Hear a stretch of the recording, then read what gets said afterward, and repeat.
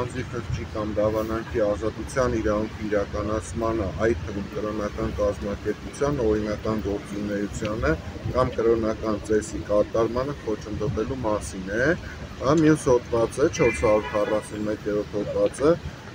այս պայդրությամբ էլ ավելի կարևոր է, որը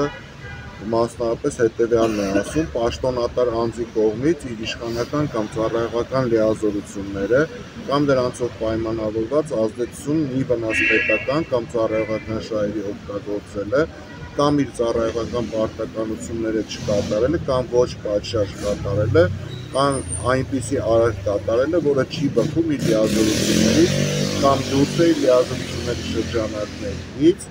որն էական վնաս է պատճառել անձի կամ կազմակերպության իրավունքներին, ազատություններին կամ օրինական շահերին։ Մենք տեսանք, չէ, ինչպես այդ օրը առավոտյան, օրինակ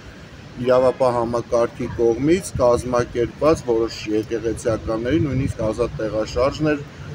սահմանափակվել, նրանցից մեկին հետո կարելի ասել առևանգել էին մի քանի 100 մետր կամ չգիտեմ 100 մետր այն կողմ էին իջեցրել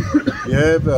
նրանցից օրինակ մեկի դեպքում կար մինչև չէին համոզվել, որ ինքը չի գնում Հովանավանք, այլ գնում է Սամոսավանք, եթե չեմ սխալվում, նոր բաց էին թողել։ Տեսել ենք վիդեոները, թե ինչպես են մարդկանց ճանապարհը փակում, այդ թվում նաև ձեր նշած Արա Զորականի ճանապարհն էին փակում, դրանք բոլորը բռնություններ էին եւ բնականաբար կազմակերպված էին։ Ուզեմ հիշեցնել նաև, որ